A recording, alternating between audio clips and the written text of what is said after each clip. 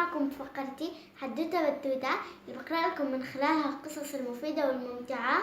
وزي ما انتم شايفين أنا حبيت أطل عليكم فقرتي بالطب الفلسطيني لأني أنا فلسطينية بعتز بجنسيتي. يلا خلينا نبدأ قصة اليوم.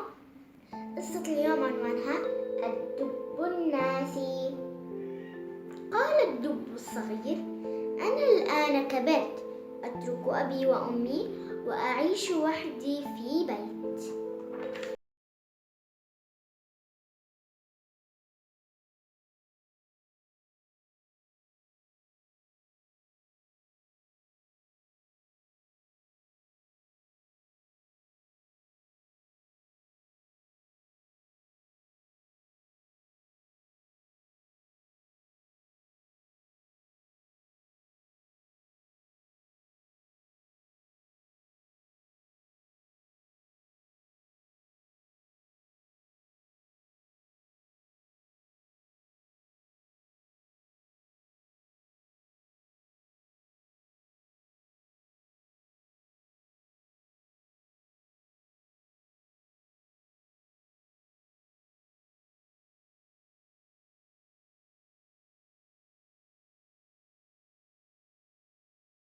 كتب بطاقات الدعوة وراح يستعد للحفلة ويزين البيت ويعلق فوانيس الزينة، واشترى عددا من البالونات الملونة الجميلة وعلقها مع الفوانيس في السقف.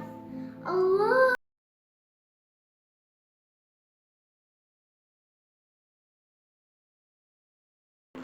ولم ينسى أن يشتري طراطير ولعبا لأصحابه، وأمسك زمارة ونظر في المرآة.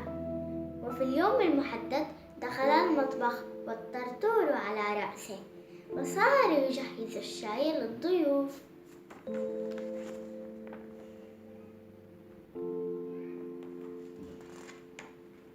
ولما جهز الشاي انتقل إلى حجرة المائدة ووضع الفطيرة والأطباق في مكانها بنظام وأنار المصابيح، وجلس ينتظر أصحابه ويقول: الله، كل شيء جميل، سيفرحون.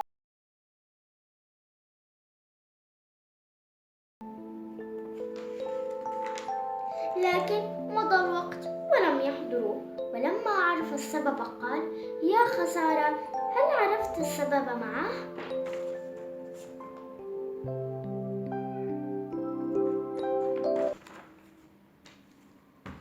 انتوا كمان عرفتوا السبب معه؟